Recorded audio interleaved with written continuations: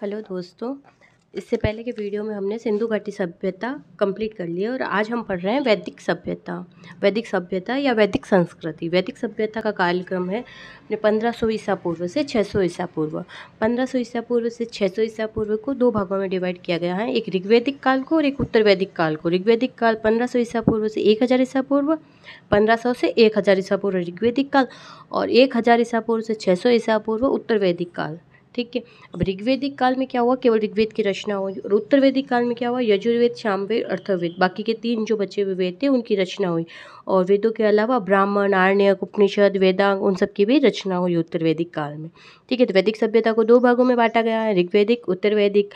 ऋग्वेद में केवल ऋग्वेद की रचना हुई है जिसका कालक्रम 1500 से 1000 ईसा पूर्व, और उत्तर वैदिक काल में 1000 से 600 ईसा पूर्व। और बाकी के तीनों वेद, ब्राह्मण, आरण्यक, उपनिषद, वेदांग उनकी रचना हुई उत्तर वैदिक काल में। अब वेद है जो वेद बराबर, वेद का मतलब क्या होता है, वेद का मतलब होता है ज्ञान। और वेद है वो क्या है, अपौरुषीय है, यानी कोई भी पुरुष अथवा मानव ने उनकी रचना नहीं की है, अपौरुषीय कहलाते हैं वेद।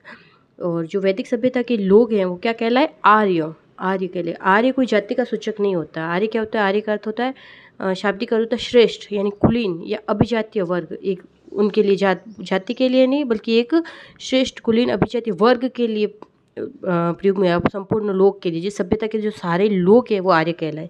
और जो आर्य थे उनकी भाषा कौन सी थी, संस्कृत थी। उनकी भाषा तो थी लेकिन उनकी लिपि नहीं थी, उनको लिपि का ज्ञान नहीं था। इसलिए उनके जो वैदिक साहित्य उनको क्या कहते हैं, श्रुत साहित्य, यानी श्रुति साहित्य। उन्होंने सुन कर आगे बढ़ाया।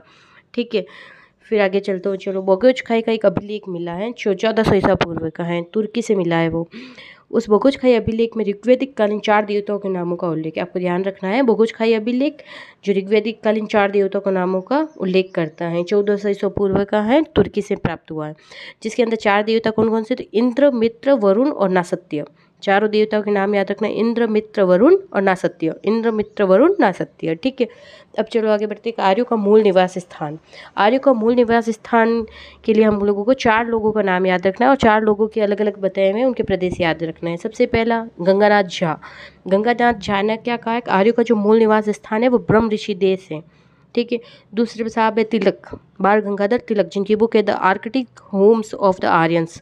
The Arctic home of the Aryans. उनमें तिलक ने क्या बताया कि जो आर्य हैं वो उत्तरी ध्रुव के निवासी और उत्तरी ध्रुव से आए थे।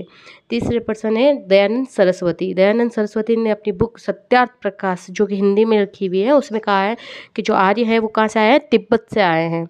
और चौथे पर्सन है मैक्स मूलर। म से मैक्स और म से ही उन्होंने बताया कि मध्य एशिया से आए हैं। और यही एक सर्वमान्य सिद्धांत है कि मैक्स मूलर के अकॉर्डिंग कि आर्य जो है वो मध्य एशिया से आए हैं। अब आर्यों का भौगोलिक क्षेत्र, तो आर्य आए कहाँ से आपको पता चल गया।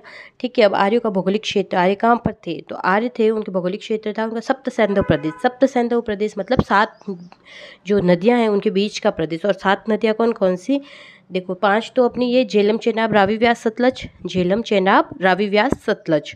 और 2 सिंधु, सरस्वती। सिंधु सबसे प्रमुख नदी थी, सरस्वती सबसे पवित्र नदी थी, जिसे सभी नदियों की माँ, नदी तमा भी कहते हैं। ठीक है। 2 तो ये सिंधु सरस्वती और 5 झेलम, चिनाब, रावी, व्यास, सतलज। ठीक है। इन 7 नदियों के बीच के प्रदेश को सप्त सैंधव प्रदेश कहते हैं और ये आर्यों का भौगोलिक क्षेत्र था। वेदों में झेलम नदी के लिए वितास्ता नाम आया है, चेनाब के लिए अस्कनी, रावी के लिए परुष्णी और व्यास के लिए बिपाशा और सतलज के लिए सतुद्री। ठीक है। अब जो वेद है उन वेदों को समझने के लिए क्या किया गया, ब्राह्मण ग्रंथों की रचना की। सभी वेद है, सभी वेदों के एक एक अलग अलग ब्राह्मण ग्रंथों की रचना हुई। उपनिषद के अंतर किसकी चर्चा की गई है, तो ब्रह्म और आत्मा की चर्चा की गई। और उपनिषद का मतलब शाब्दिक अर्थ क्या होता है, गुरु के पास निकट बैठकर ज्ञान प्राप्त करना। और ये उपनिषदों या इनको वेदांग भी कहते हैं। ठीक है। वेदों के अंग, तो इन वेदांगों की संख्या कितनी है, तो 108। नेक्स्ट वीडियो में। Thank you, like and share please.